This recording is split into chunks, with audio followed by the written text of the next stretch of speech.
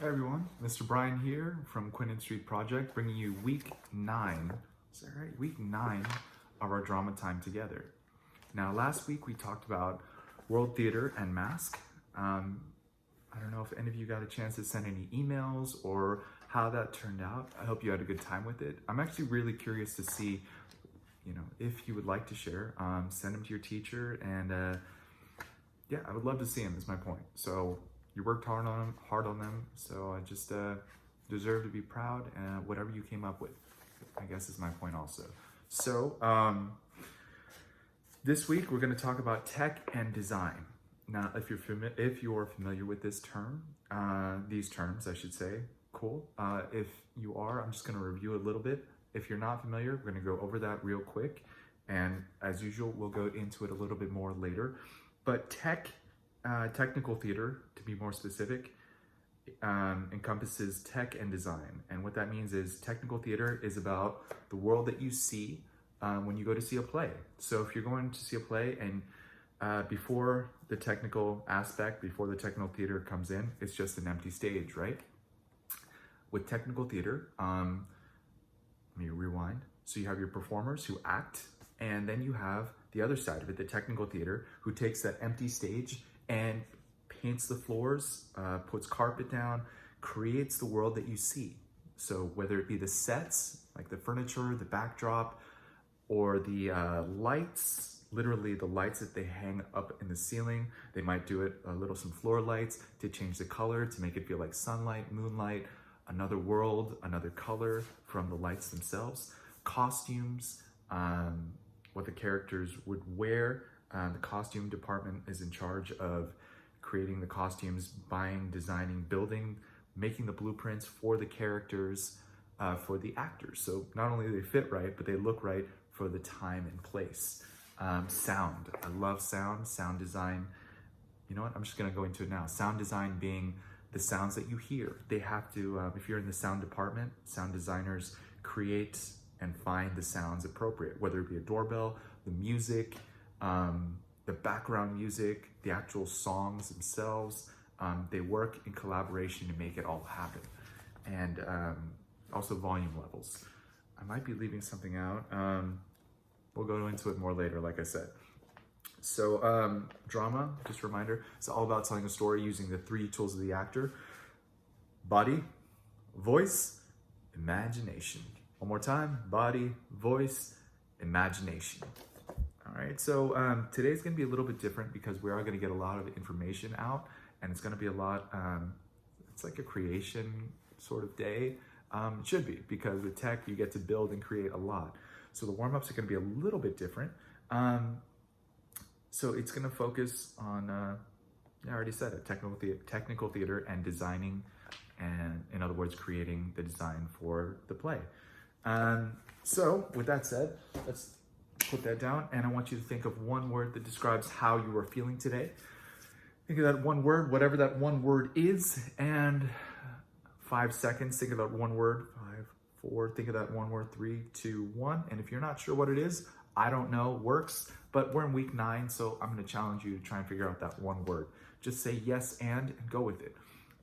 Whatever that one word is, you have 5 seconds to use your entire body, face, to create a very clear, very big statue. When I say go and not before, ready, set, go. And 5, get into the pose, whatever it is, get nice and big. 4, get your face involved. 3, make that statue clear. 2, make it as big as possible.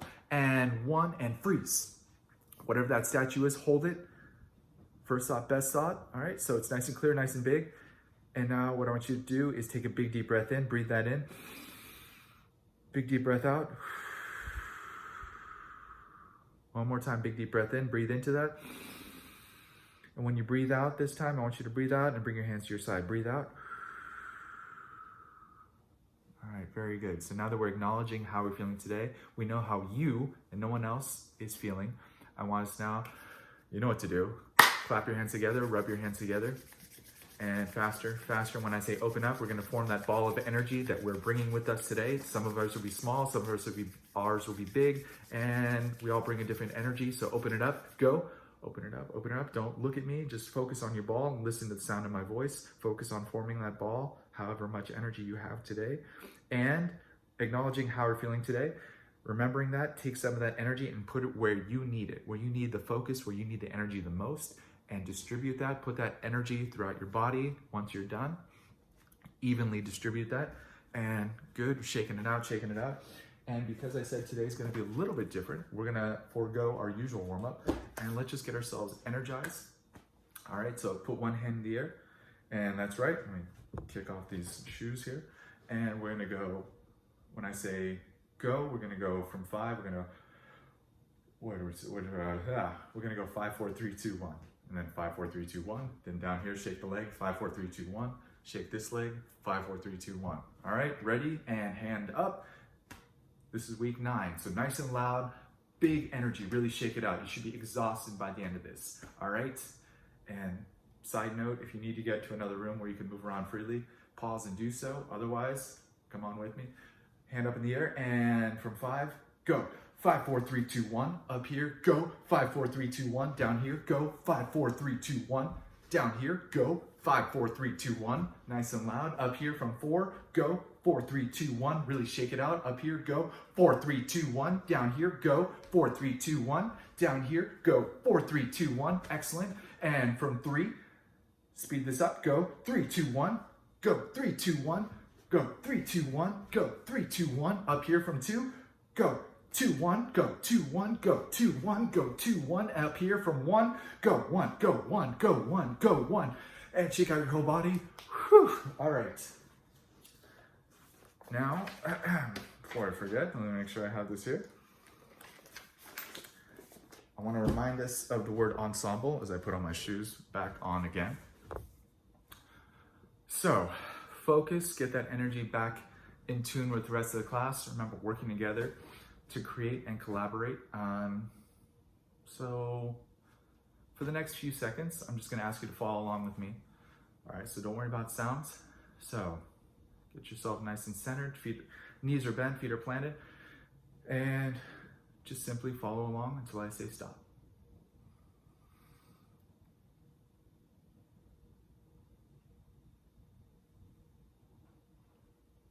Match the speed. It's not a race, it's not about tricking.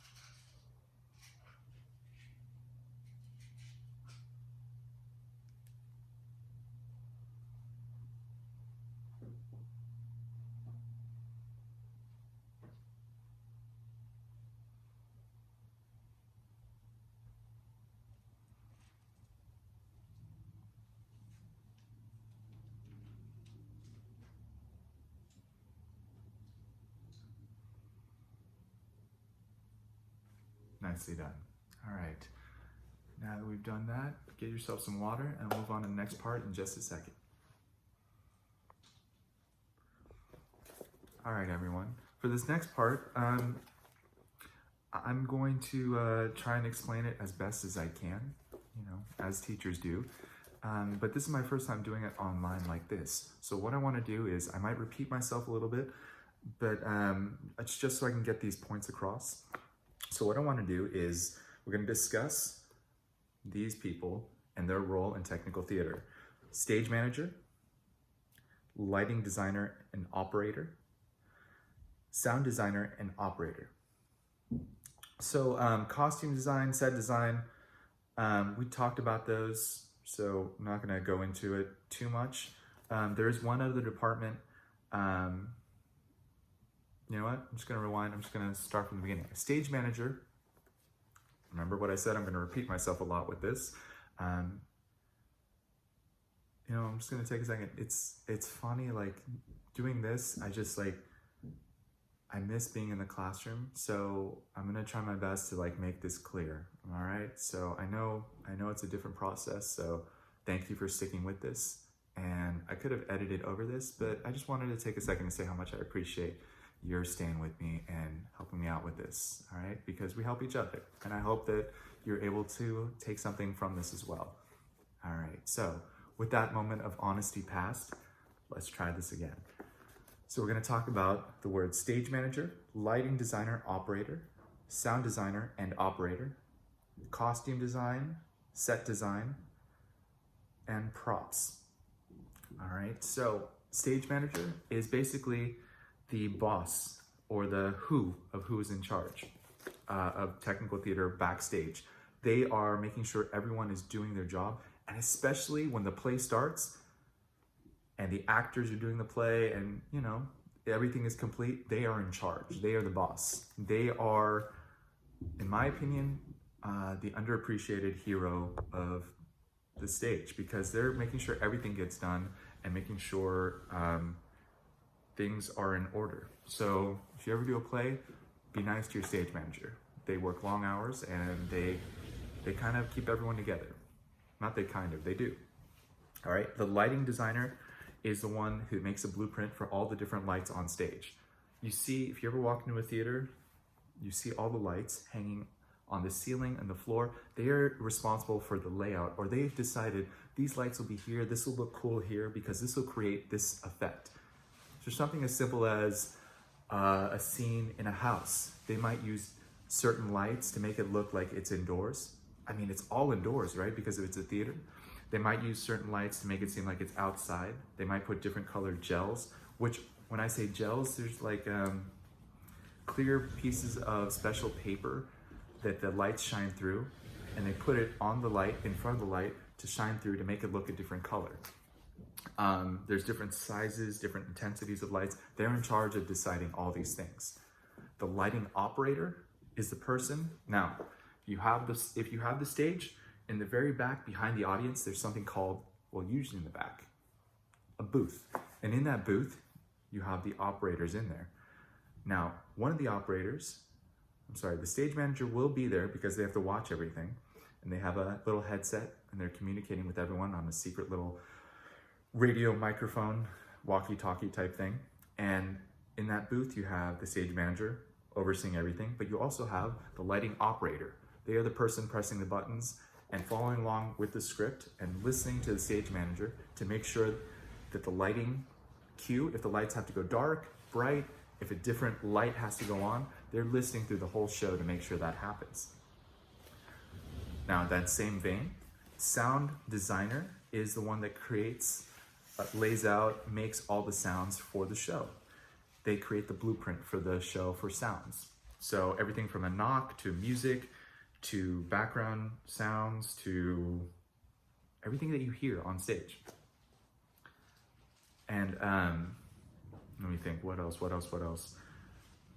The sound operator. The sound operator is also in the booth in the back of the stage next to the stage manager and lighting operator. They are responsible for, yes, you guessed it, pressing the sound board, which is like, in other words, it's a computer. Lighting designer has their keyboard computer panel for the lights and when they go on and off and which lights will go to a different intensity. The sound operator is there in the booth and they're pressing the button for when certain sounds go on and off throughout the play. They also have a script in front of them. They should. Or maybe they just memorize, but it is helpful, all right? So let's see here, moving on. So what I wanna do now is I want us to remember these things. Now, typically, what you can do, because, you know, I'm online here and just a recording, what you can do is practice these sort of things with creating different effects, different cues. I want you to imagine, I just want to talk through how that actually works in a play. So, what you have in the booth is the stage manager, the boss, the one in charge that knows when all the lights and sounds go on at certain times. They are the signal caller, all right? Another word for signal caller is cues, all right? So anytime I say cue, that means signal caller or signals. And what that means is stage manager has their script, and they know they're in communication. Everyone has a headset that hears the stage manager, and they better, all right, because they might be backstage, they might be in the booth. But for this exercise, the lights and sound are right next. So microphone might not be needed unless they're, really further apart. But I want you to imagine stage managers in the booth. Anytime in the script they see something lights or sounds, they will say, stand by lights or stand by sound. And they might say stand by, so they say stand by lights. Every time the person specifically from that department hears that, so if it's lights, the lighting person, we'll imagine it over here, is hearing that, and they're gonna say lights standing. They repeat what was said back and they say standing. That means their finger is on the button, ready to go. They are not pressing it. So, stage manager says, stand by lights. The lighting operator will say lights standing, and they're ready. They're not pushing anything, but they're ready because they have to be. It's all like a timing thing, like rhythm, music. It's what you see in the audience. This is what goes on behind you in the booth, so they're ready, so the play moves around smoothly. So, stand by lights. Lighting operator says lights standing. And when the stage manager sees and follows along that that's the moment to give the cue, to give the signal, that light needs to go, they feel, they know, it's written down, they say to the lighting operator, lights go. And the lighting operator does nothing but push the button for whatever cue, signal, moment that is. It's a smoother process than that, but that's breaking it down. Stand by lights, finger on the button, lights standing, lights go. Pushes the button. That's it. All right, and that's how it is. There's sometimes there's so many cues. I'm gonna say at least heavy. Imagine just like a show that has lots of lights and sound. There can be hundreds of lights and cues. There can be hundreds of signals. So you have all the standbys. So you have to be on top of things. You have to be ready to go, paying attention. If you miss one, and you're the lighting operator, or you're the stage, oh my gosh, if you're the stage manager and you miss one, can you imagine a scene that they forget and then all of a sudden everyone is in complete darkness when they're supposed to be seen? That's how important it is. All right, because it just seems weird if all of a sudden in the middle of the scene it goes to darkness, or all of a sudden it's lit up because they made that mistake. All right, so as long as it's a good team behind them, as long as the stage manager is there doing all the important things that you've never seen, everything is smooth and you don't notice a thing. That's the beauty of technical theater. If they're doing their job, you pay attention to the world. It doesn't feel like it's a fake play. It feels like you're really watching and enjoying and traveling to another world, using our imagination to see these things and really believing it. Same thing with sound. Stand by sound. Sound standing. They got their finger on the button. Sound go. And they push the sound and the music or sound effect will go. And if that doesn't happen, and if it's off, remember, there's rehearsal for this, there's practice for it. But if in the actual play, they forget and they say, sound, go, and the person doesn't pay attention, on stage, if someone is pushing the doorbell, and then it doesn't go, and then they enter the house, and then the doorbell goes, that's weird, right? It's a little bit. The point is, it's a rhythm, it's a feel, and you can do this with any point. If you want to, which will be our next section, actually, we're going to integrate the idea of tech design into our story. I don't know my brain is like on delay today. I don't know what it is. Maybe I just need coffee. All right. Point is, we're going to integrate this idea. So what I want us to do is take this core idea of stand by, go, and think about how you might use that in the script, in The Drum Dream Girl. There's a lot of music in it. For me, I feel a lot of music moments in there. So what I want to do is slide this update from my phone away. There we go. And I want us to now, for the next part, you know what? I'm going to hit pause first. So that way, if you need to get water, we'll take a break, and then I'll talk about the next section. All right. welcome back. For the next part of our class, it's going to be 2 parts. And I made an adjustment to this for the online portion. And actually, I started doing this in the classroom before, so hopefully it translates pretty well. I love this. I love having fun with the idea of technical theater and design. And music is a big part of my process when I'm working, when I'm writing, when I'm even doing acting. I have songs or playlists that I create to help me feel the world, to help me like think in the world, just have in the background. It helps me, all right? I don't know how else to explain that. Maybe it helps you. What I want you to do now is taking the Drum Dream Girl. I want you to take your internet access, to take your home music, to take your Spotify, and I want you to create a playlist for the Drum Dream Girl. I want you to create a song. I want you to take 5 songs. I want to challenge you to try and just mix it up. Read the story and then decide what 5 songs might work for this story. There's a catch. I want there to be a song at the beginning that starts the story, the journey, at the end, and then you get to choose 3 other places in the story. I want you to take a pencil. So I do want you, as best you can, to mark your script. So be able to print it up, or at least know, if you can't print it up, know exactly where these songs would go and when they might start and end. All right, so for each cue, for each song, you have to know when they'd start and when they might start to fade out or stop.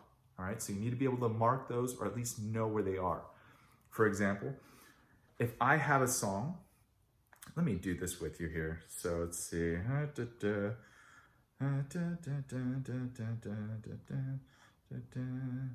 just for the sake of this, there we go. All right.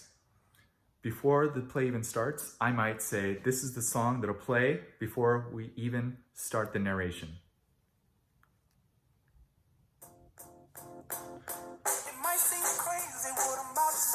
On an island of, and then I might say the music stops there, and then I would continue with the narration.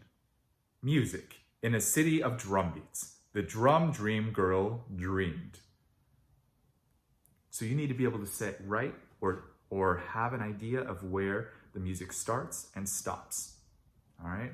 So 5 places where each of the songs you choose, start and end. It has to be 1 at the beginning, 1 song for the end.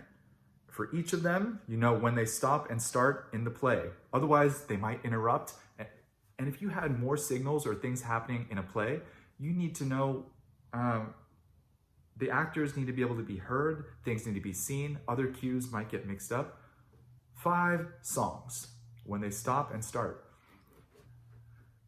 This is what a sound designer would do. They would find music, they would find when they would start, when they would end. So you're basically the sound designers and operators for this. So have fun with that. And right now that's part 1. So hit pause. And if you're back with me now, part 2 is try running this with a friend, all right? And if you can, like we're doing now, FaceTime, video chat, however you're gonna do, or with a family member. One of you, once you've laid out the signals, have 2 copies of your script, have the music ready. So your music, whether it's your phone, whether it's your music player, whether it's your computer, have it ready, all right? Because that person is gonna be at the board. Stage manager, you're going to be calling out standby, sound. Now, we haven't done this yet, but with those sound cues, so for the very first song, that is going to be standby sound cue 1. All right? Sound cue 1 is when the very first song starts. Sound cue 2 is when that first song stops. See what I'm doing here? All right, so the very first song is sound cue 1 and 2. The second song is going to be sound cue 3 when it starts and sound cue 4 when it stops, and so on and so forth until the very last song. I want you to practice that back and forth with your partner, all right? So each of you is going to get turns being the stage manager, because you designed the sound, but you're also going to be the stage manager. And the other person is going to be the operator who has the songs and music ready, all right? And see how you can time it, see how you can create that rhythm for Drum Dream Girl. See how that might work, all right? You'd be funny, it's funny actually, because sometimes there might be a delay, and in a real play, you can't go backwards, but consider this a rehearsal and see if you can get that timing exactly where you want it to be, all right? So one person's the stage manager who created the designs, also as a sound designer. The other person is basically getting ready with the music, and see how your communication goes. All right, that's it. That was part 2. So try it out, have fun. And if you can't get to that, try with a family member at home. The way with the partner online was just to see like another student that maybe you could trade off back and forth and show off your playlist. All right, have fun. And that's it for today. I hope you had fun creating your playlists, getting to know a little bit about technical theater, maybe adding to that. If you have any questions, please email your teacher and I'll have them, they'll get a hold of one of us at Quinn Street. If you could think of one word that describes something that you can take with you from today, whether it be sound, design, operator, standby, cues, stage manager, technical theater. Oh, I'm out of breath. Well, I hope you had fun as usual. So put one hand in the middle. I want you to say drama on 3. 1, 2, 3, drama. Thank you, everyone. Stay safe, and I will see you next time. All right, bye now.